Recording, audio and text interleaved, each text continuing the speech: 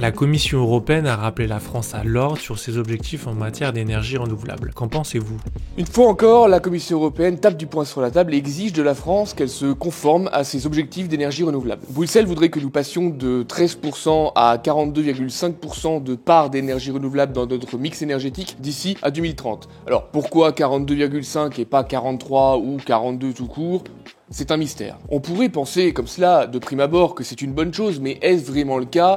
Pas vraiment. En réalité, nous faisons face à une posture idéologique où il nous est imposé notre façon d'agir, en l'occurrence augmenter la part des énergies renouvelables, sans se soucier véritablement de l'objectif à atteindre. Face aux enjeux de notre temps, à savoir la lutte contre le réchauffement climatique et le tarissement de nos réserves en hydrocarbures, les objectifs à atteindre sont les suivants. Nous défaire de notre dépendance aux énergies fossiles, tout en réduisant nos émissions de gaz à effet de serre, tout cela en faisant en sorte d'avoir et de garder la quantité d'énergie la plus abondante et la plus accessible possible. Voici ce qui doit nous guider et pas la course aux échalotes de quotas totalement déconnectés de la réalité. Et sur ces objectifs, la France est déjà un modèle concernant son mix électrique qui représente tout de même à peu près 25% de la part de son mix énergétique total. Nous avons un mix électrique qui n'exploite quasiment plus d'énergie fossile, qui fournit l'une des électricités les moins chères d'Europe et, cerise sur le gâteau, qui a l'intensité carbone l'une des plus faibles du monde. Et cela nous le devons à notre mix électrique composé majoritairement d'hydraulique et de nucléaire qui nous offre une électricité fiable, bas carbone et disponible en continu. À titre de comparaison, en 2023, notre mix électrique en France a émis l'équivalent de 53 grammes de CO2 par kilowattheure pour une composition à 23% renouvelable mais à 93% bas carbone. Dans le même temps, outre-Rhin, l'intensité carbone du mix électrique de notre voisin allemand a été de 370 grammes de CO2 équivalent par kilowattheure pour une électricité à 59% renouvelable mais à seulement 63% bas carbone. C'est révélateur. Le cœur du problème ici, c'est que Bruxelles nous pousse à produire davantage d'énergie sur la base de sources intermittentes et diffuses que sont l'éolien et le photovoltaïque, alors qu'en France, nous maîtrisons d'ores et déjà une technologie qui nous permet d'avoir de l'électricité bas carbone, pilotable et concentrée, à savoir le nucléaire. C'est une véritable aberration que de nous empêcher d'une part de pouvoir continuer à développer une énergie stable et abordable pour nous défaire des 60% d'hydrocarbures que nous avons encore dans notre mix énergétique, pour nous imposer d'autre part des solutions inefficaces dépendantes du vent et du soleil qui finiront par coûter très cher aux Français. L'Europe continue ainsi à imposer ses dogmes sans prendre en compte nos réalités. Soyons lucides, l'essentiel n'est pas de continuer à suivre aveuglément des quotas déconnectés de nos réalités nationales, mais de continuer à réduire nos émissions de CO2 tout en préservant notre souveraineté énergétique. C'est simplement une question de pragmatisme.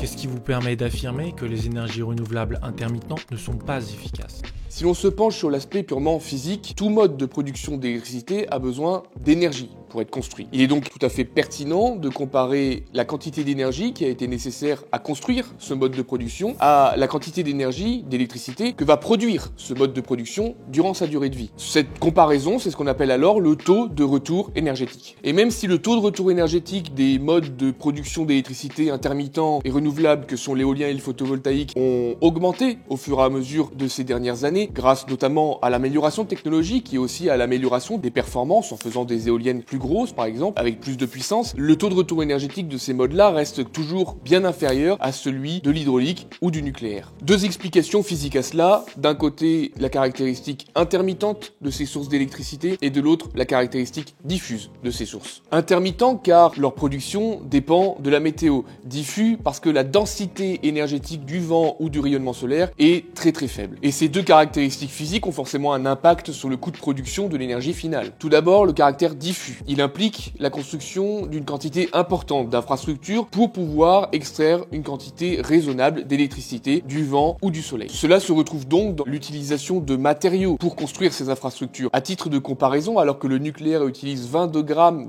de métaux par mégawattheure produit, combustible inclus, pour pouvoir produire son électricité, l'éolien ou le photovoltaïque en utilise quasiment 10 fois plus. On est entre 200 et 230 grammes de métaux par mégawattheure produit, et ces métaux sont souvent importés, ce qui pose un problème de soutenabilité et de souveraineté énergétique. Sans surprise, on constate alors que les coûts de production, sans subvention, donc les coûts de production réels de l'éolien et du photovoltaïque sont bien supérieurs à ceux que l'on peut observer sur le nucléaire, encore plus le nucléaire historique ou le nucléaire rallongé et l'hydraulique. Et je parle ici de coûts en sortie de turbine, alors que comparer une électricité produite de façon pilotable avec une électricité produite de façon intermittente, c'est comme comparer des choux et des carottes, ce n'est pas pertinent. Il faut alors inclure dans ce coût de production le coût supplémentaire pour faire en sorte que l'électricité en sortie de turbine d'une éolienne ou en sortie de panneaux photovoltaïques soit considérée comme pilotable. À défaut de quoi, ce serait totalement oublié le caractère intermittent de ces deux sources de production d'électricité. À savoir d'ailleurs que ces surcoûts, qui sont là pour faire en sorte de garantir la stabilité du réseau électrique, mais aussi de garantir la pilotabilité de ces deux sources de production, ne font qu'augmenter au fur et à mesure de l'intégration d'énergies renouvelables intermittentes dans le mix électrique. Parmi ces coûts, on trouve d'ailleurs la réduction de la rentabilité centrale pilotable, le besoin d'un système de backup, l'écrêtement des surplus de production, l'équilibrage et le renforcement des réseaux électriques, etc., etc.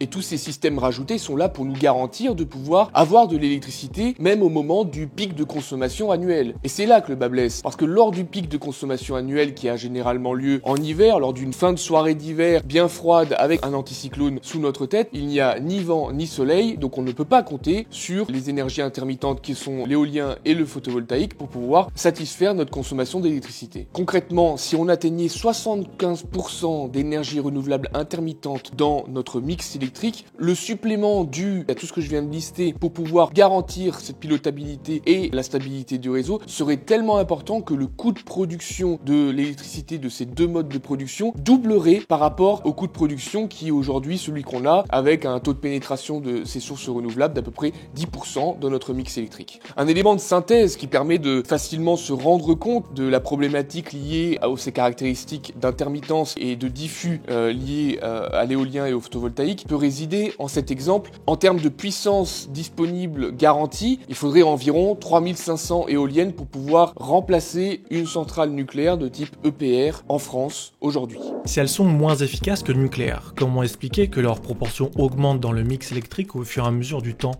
La proportion des énergies renouvelables intermittentes augmente dans le mix électrique depuis ces dernières années, tout simplement parce qu'elles vivent sous perfusion d'argent public de l'État. Concrètement, pour soutenir ces énergies renouvelables intermittentes, l'État a mis en place plusieurs mécanismes, le plus connu étant celui du prix garanti. Pour garantir une rentabilité certaine aux opérateurs des énergies renouvelables et du coup les inciter à venir s'installer en France, l'État leur garantit un prix d'achat fixe durant 15 ou 20 ans. Ce prix garanti vise en fait à soustraire ces formes d'énergie des fluctuations du prix du marché en leur permettant d'avoir la garantie de couvrir l'entièreté de leur coût de production avec du coup la fixation de ce prix garanti. Donc c'est quand même sacrément ironique de la part de ceux qui nous vendent le sacro-saint marché européen de l'électricité de faire en sorte que certaines énergies, pour les avantager, pour les subventionner, auraient le droit de se soustraire aux fluctuations des prix du marché sous prétexte que ce marché-là serait la plupart du temps pas assez élevé en termes de prix pour pouvoir couvrir l'entièreté des coûts de production de ces modes de production d'énergie intermittente, éolien et photovoltaïque entre autres. Parce que le principe derrière ce mécanisme est relativement simple. Si le tarif de l'électricité baisse en dessous de la valeur du prix d'achat garanti, l'État paye la différence pour faire en sorte que, de toute façon, l'opérateur soit toujours rémunéré au même prix. Mais si le prix de l'électricité, si le tarif de l'électricité arrive au-dessus de ce prix garanti, alors le gain supplémentaire perçu par les opérateurs est reversé à l'État. Sauf que dans les faits, c'est toujours le premier scénario qui se produit depuis la création de ce mécanisme. Donc on en arrive toujours à la situation où c'est toujours plus de subventions prises dans les poches du contribuable et jamais de surplus qui revient dans les poches de l'État. Pourtant, en 2023 et 2024, l'éolien a rapporté 5,5 milliards d'euros à l'État. Donc elles deviennent rentables avec le temps ?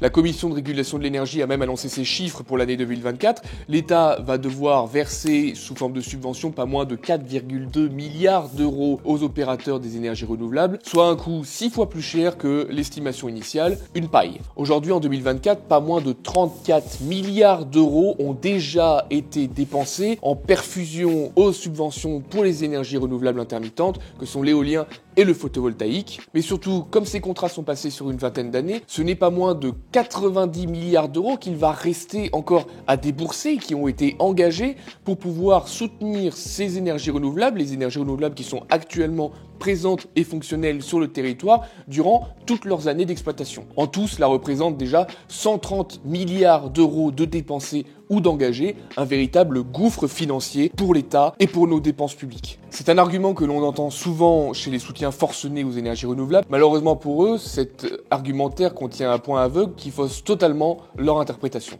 Si l'éolien a semblé devenir rentable en rapportant 5,5 milliards d'euros entre 2021 et 2023 pour l'État, ce n'est que parce que les prix de l'électricité ont explosé durant cette période-là. Une explosion payée par les Français, que ce soit directement via nos factures d'électricité qui ont déjà explosé, ou que ce soit via le bouclier énergétique, 30 milliards d'euros, et aussi les aides à la consommation sur l'électricité, 30 milliards d'euros qui, de tous les cas, il va falloir payer à un moment, et qui sont une bagatelle par rapport à ces 5,5 petits milliards d'euros récupérés par les énergies éoliennes, soi-disant récupérés. Par conséquent, plus le prix de l'électricité est élevé, moins l'État a à reverser du subvention aux énergies intermittentes éoliennes et photovoltaïques. Ce qui veut dire que si on y réfléchit bien, pour que l'éolien et le solaire photovoltaïque deviennent rentables ou deviennent viables dans notre monde actuel, il faut que, au final, les prix de l'électricité augmentent. Et donc, si on ajoute de l'éolien et du photovoltaïque dans notre mix électrique, structurellement, les prix de l'électricité vont forcément augmenter. Alors, les bonnes âmes qui nous vendent leur énergie renouvelable intermittente, l'éolien, le photovoltaïque, iront expliquer aux Français pourquoi, depuis des années et pour des années à venir, leur facture va continuer à augmenter et leur pouvoir d'achat va continuer à diminuer.